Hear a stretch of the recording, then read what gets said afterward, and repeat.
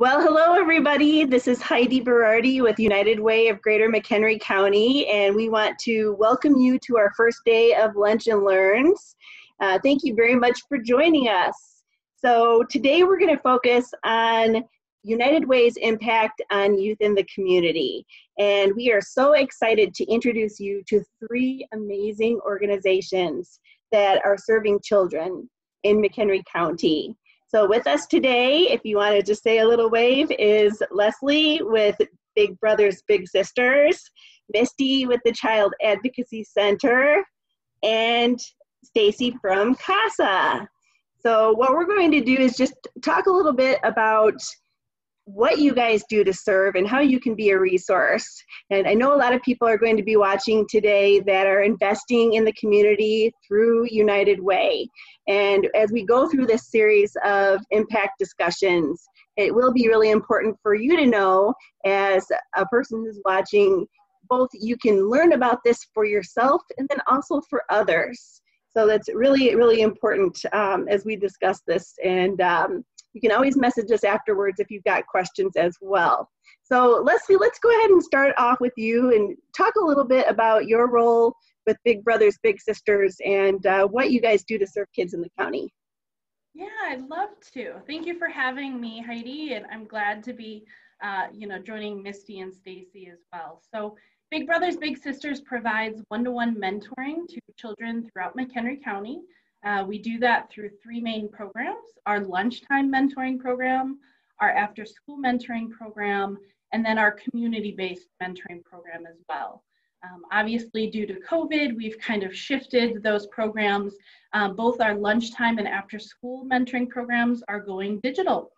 So like everybody else, we're dealing with remote, we're dealing with Zoom, remote schoolwork, and remote mentoring. So we're really excited to have the opportunity to still serve the children while going remote. Our community-based program is still doing in-person meeting or remote meeting, depending on the comfort level of the mentor and the child and the guardian of the child. So we're really excited to be here. Thank you again. Absolutely. Okay, why don't we hop over to Misty? Good morning. Thank you for having me today. I'm the Executive Director of the Child Advocacy Center of McHenry County, and here we provide services to children who have been physically abused, sexually abused, or witnesses of violent crimes. We provide the forensic interviews for law enforcement, and we also provide advocacy throughout the entire investigation. So we provide in-house advocacy, we provide court advocacy, we also provide mental health. We refer out for mental health therapy to the victims and their non-offending family members, as well as medical exams as needed. So we stay with the family throughout the entire investigation, throughout the entire court case, to assist them in any which way that they need.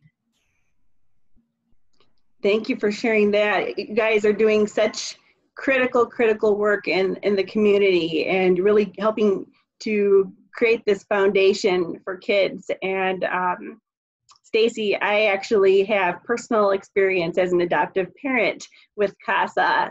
So what you guys do really resonates in my heart. Why don't you tell everybody a little bit more about what you guys do?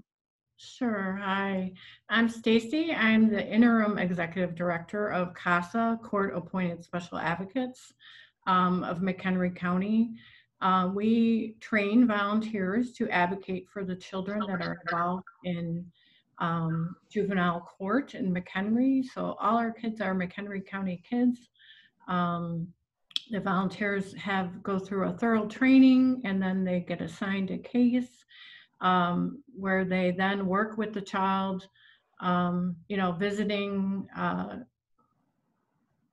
going through to talk to other people, right? But their basic, and then they write a report to the court, basically to give the judge more information, because that's how the agency was founded, is just based on the fact that the judges did not have enough information to make decisions for these kids. So that's how CASA began. And we, again, trained the volunteers to advocate for these kids in the juvenile court. Absolutely. And I know in some cases, if children are in foster care, the CASA representative might be the only person that is consistently with them throughout their journey. So again, just very critical. So why don't we talk a little bit about how United Way dollars go to work in your different organizations? Do you want to talk, Leslie, a little bit about what programs are funded? Sure. For us, United Way is a huge part of our agency's ability to serve the community. So 1 out of every 10 children that we serve are having their opportunity funded by the United Way of McHenry County, which is a huge, huge amount. Not only is it funding 1 out of our 10 matches that occurs, but something that maybe donors don't realize is it provides consistent monthly donations throughout the year. So the United Way gives us our annual allocation, and we receive that consistent cash flow throughout the year. So it's something that in times like this, when donations are in question and funding is in question, it's vital to have that consistency throughout the year. They also are able to help us not only with the funding, but getting the word out about our programs. For us, we're kind of like a 3-legged stool. We need funding to be able to execute our mission. We need volunteers to be able to provide that one-to-one mentoring. And then we also need the children that we're serving through the mentoring programs. So United Way helps us get the word out about all of that, as well as providing opportunities for companies and social groups to be able to do things like holiday gift drives, or when we need board games, or when our matches are meeting in person at schools, or different opportunities like that. United Way partners with us.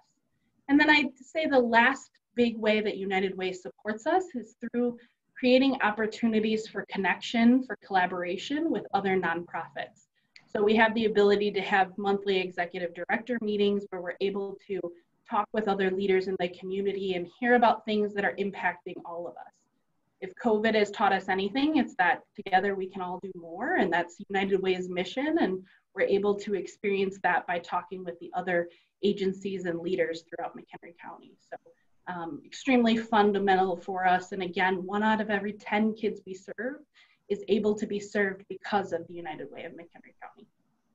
That's just amazing. And it's such a privilege. I've been with United Way for the last year, and just to see this incredible circle. And I think a community is only as strong as the resources that are supported in the community. So when we're working with the workplace campaigns or with a small business owner that wants to give back, you know, this is showing directly how you are impacting the lives, especially of children, in this conversation. I'm going to come back to you in a second, Leslie, about how we can recruit some volunteers for you. But let's go back down to Misty and talk a little bit about the United Way funded programs that you guys have. I am very thankful for United Way. Every victim that comes through the center, there's no cost to the families for anything that is done here. So I'm very thankful for United Way. It allows us to stay open during COVID. We did not shut down. And that was crucial. We saw an increase in physical abuse during the COVID times. As we all know, the children didn't have access to resources that they may have needed with the schools closing, day camps closing. They weren't able to reach out to those people that they did trust if there was abuse going on. So United Way allowed us to remain open. It also opened our eyes to technology. We were able to, purchase some laptops, Zoom, whatnot, as we're on now.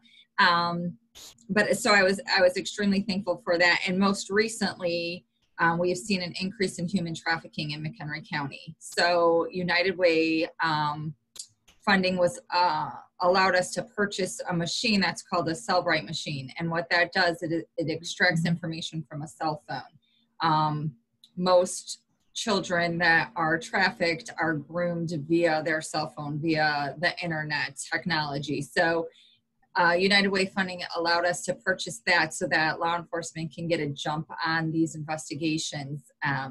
It also provided training as far as human trafficking goes. So we go through significant training when it comes to interviewing children in these cases. And as we all know, with technology and apps, and there are so many apps out there that a child will come in and talk to us about that we have no idea about, but United Way funding has allowed us to explore other trainings and open our eyes to these applications that the offenders are using. So we have used a lot of funding towards training purposes, and I'm so thankful for that, because as we know, technology changes the world every single day. Our kids are on iPads, laptops, Chromebooks, phones, you name it. So as I can better our staff in learning more about these technologies and these applications, we have the upper hand when it comes to these investigations and these interviews. So United Way has helped us, again, remain open and, the learning curve that we need here for these investigations. Wow, who would have even known that such technology existed? I think that it's really a great compliment to your leadership, to Misty, that you became aware of this and you're using this. And I know that you guys also have an incredible relationship with law enforcement in the county, and they really are critical as well. I wish we had 100 guests. Again, there are so many things that you guys do as the center and the heart of service, but then there are others that always contribute and make sure that kids are safe. Thank you. Yes. All right, Stacy. So as we get back into talking about CASA and United Way dollars that are invested with you and your group, can you tell us a little more about that? Sure. We are also very grateful for the funding that we've gotten from United Way. We are currently last year we served 170 kids, and we're hoping that we will have enough trained staff to be able to serve over 200 children. Wow. So right now we're looking to increase our staff. Also, because of COVID, we are expecting an increase in cases once the kids go back to school and are able to be seen, because they haven't really been seen a whole lot since COVID. So there is that expectation that there will be a lot more hotline calls and a lot more cases coming in. So we're trying to prepare for that as well. We're also have on our plans to improve our training and continuing education for our volunteer advocates, so that the better trained and the more information they have, the better they are to serve the kids and look out for the kids' best interest. Absolutely. So another critical piece of service is obviously our educators and our teachers, and we're thinking of them now as they are having to reinvent themselves. And many of us have kids in school right now, and I think the teachers have been doing amazing, but they're in the front lines of identifying if there's a need or a service that's available. So let's talk again about volunteerism then, and just a little bit more detail about each of your organizations. So Leslie, I noticed with your Facebook page, you guys have been doing some amazing things. And I don't know how long you've been doing this, but I noticed that, let's say I wanted to become a volunteer, you actually provide some basic information about kids that are looking for a match. Yes, we do. In our program, it's not just the next volunteer who comes in and the next child who comes in are together. It's really a matching process. So it's matched based on a variety of different characteristics, some of which are geography within the community. It could be personality traits. It could be different aspects that they have interest in. So if you have a very outdoorsy, active kid, you kind of want to find a volunteer who's going to be able to take part in that and appreciate that. Or a kid who's super into Star Wars, finding a big that has that common interest, you'd be surprised how much easier that makes the transition into a long-term relationship. So yeah, we try and highlight those children specifically, but we are in need of volunteers all throughout the county for all three of our programs. So like I said, our lunchtime program and our community-based programs are for adults, so it's 18 or older. Our after-school program, however, we do use high school mentors for that program. That is a staff supervised mentoring program that's still a one-to-one relationship. So for some of you parents who maybe have high school kids who are unable to do sports, unfortunately, and who are looking for a digital mentoring volunteer relationship, please have them reach out. We're always looking for volunteers. And yeah, let us know if you have any questions. That's great. So if you're watching and you're a Star Wars fan, or you're athletic, or you like to read, there's somebody out there who could really use a little bit of your time. And I think the one thing I've heard during these new changes in life is people are looking to help in whatever way they can, but they want to do it safely. And it sounds like you guys are really working hard to do that. So Stacy, you two, then talk to us a little bit about volunteers. Does someone need to qualify? That might be a question someone's going to ask. There is a process for becoming a volunteer for CASA. There's an application process, a background check process. They need to get fingerprinted. There is an interview as well. And then there is a 30 to 40 hour training. That the last training we did in July, we did it virtual by Zoom. It was a little challenging, but we're hoping that at the end of September is what we're looking at for our next training, that we can do it live in person, but we'll see. So we are looking for volunteers. We're always, again, need to increase our volunteer pool. So if anyone is interested, they can contact us and we can send them an application. How long does the average person volunteer with you? Is there a required length of time? Is it per one child, or is this person, permanently with you guys once you actually with them? Can never leave. No. We ask for a commitment once they accept a case to remain on that case for the life of the case. And that could be anywhere from 6 months to a couple of years, 24 months. So hopefully life happens. We know things happen but we do try to get the CASA volunteer is the one constant in the child's life. So we don't want to keep changing them. So we do ask for the commitment of case by case. If they want to take a break after they finish a case, that's fine. If they, if they think that they're done, that's fine. But a lot of times people will take a break, go on a leave for a few months and come back and are ready to go for another case. We have had volunteers for, 10 years and more. Mm-hmm. So there's some really diligent, committed volunteers, but we do just ask for the commitment for the case. Excellent. So that does provide some flexibility and a good introduction for people. But I do like the fact that there's training, so people can come in more confidently with what they're doing. So Misty, how is Apple doing? Do you want to tell everybody who Apple is? Apple is our comfort dog. We received her about almost 2 years ago now. And she goes in on interviews with the children, and she is just the sweetest thing ever. Statistics have shown that when they have a comfort dog in the room with them, the children seem to be more comfortable, more at ease. It's not like they're talking to a stranger anymore. Apple often falls asleep during the interviews, and you could hear her snoring, and it makes the kids laugh. And sometimes they're just talking to Apple. They're just petting her, talking to Apple about, things that have happened in their life. And it seems to make everything that much easier for the kids that come in here. So not only does she help the kids, but she helps us here. She just wanders, and she's so cute, and she carries around her stuffed animal, and she talks to you. And yeah, she's been a great asset to the center. Well, if you own a dog, you know that they have they love having purpose, right? Yes, and she does. So excellent. Now, as we kind of wind up our discussion, obviously you know that there are a lot of people in the county right now that are struggling, either as individuals or families, and we're always looking for resources that pertain to your organization, or maybe just something you've heard of that could be beneficial.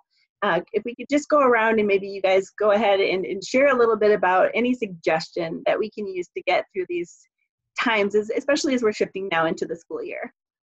Leslie? Sure. I've already talked about our mentoring services and the fact that children can be referred. But I think it's also interesting to point out that for the mentor, it can also be a really positive way to have a social interaction and some purpose when things feel so out of control for so many of us, something that you can really take part in and be there to support. I think it's also important to note that for our programming, there is case management that goes alongside of it. So it's not as if you're matched with your mentor and you go on your merry little way, never to hear from us again. There's consistent match support services that is created for during the match that also helps the big, the little, and the family of the little. So we have, as you said, Heidi, so many different amazing nonprofits and resources in this community. So we are lucky enough to have that pool of resources that we can refer families and children to, whether it be maybe it's food instability, maybe it's healthcare, maybe it's housing. There's such a variety of things that are a challenge for people right now. So I think having the case management behind you to be able to help walk you through the different challenges that are coming at families because of COVID-19 is helpful. Yes, definitely. So if people want to reach out to you for more information, where would they contact? Yeah, they can either reach us out on our website, bbbsmchenrycounty.org, or they can call the office, 815-385-3855. You can also find us on Facebook, McHenry County Big Brothers Big Sisters. And we'd love to hear from you from any of those resources, whether it be a volunteer, referring a little, or just wanting more information about our programming and what we offer. We're always looking for different people to connect with to try and do the best we can with the kids in McHenry County. Excellent. Thank you very much. So Misty, any parting thoughts or words? Yeah, I'm going to piggyback on what Leslie said, that not only, has United Way provides funding for us, but they also bring together so many organizations that can partner together and piggyback on one another, along with the mental health board, the groups that come to these organizations, it just helps out. So if anyone has any questions regarding child abuse or anything that they see, please reach out to us. We'll guide you in the right direction. We always tell people if it doesn't sit right with you, then you need to tell somebody about it. So, reach out to DCFS, contact your local law enforcement agency, or call us and we'll guide you in the right direction. So, whether it's whatever organization you need, or you need childcare, or you need mental health therapy, or whatever it is, we partner with so many people that we could guide you in the right direction. So we also, just to piggyback, we do have a Facebook page as well. And our website is mchenrycac.org. Our phone number is 815-334-9597. We can also be reached through the McHenry County Crisis Line. We are open 24/7, not open 24/7, but we do have on-call staff. So we can be reached at any time and more than willing to help at any given moment. Well, and I promise that I didn't pay Misty to say this, but tomorrow our topic happens to be mental health awareness. So that's a perfect segue into that. And, obviously we know that a lot of times one thing leads to another. So again, a point well taken as far as if you reach out to one organization and you think you may be reaching out to the wrong one, they will tell you where to go. So again, that's really the power of this network for sure too. So Stacy, final thoughts. If anybody has any questions or would like to talk to us, they can reach us at 779-994-4398. Our website is casamchenrycounty.org, and we also have a Facebook page. So I'd be happy to talk to anybody who's interested in volunteering or who has any questions. Yes, and we urge you to contact us. Check out our website and our Facebook page. Our website is uwmchenry.org.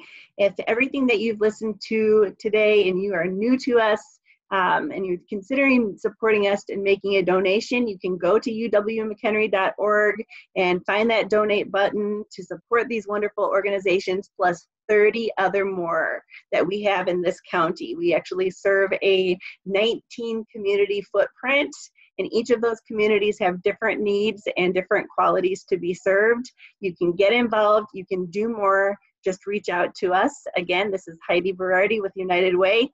Thank you guys for joining us today, and everybody have a great week. Thank you. Thank you.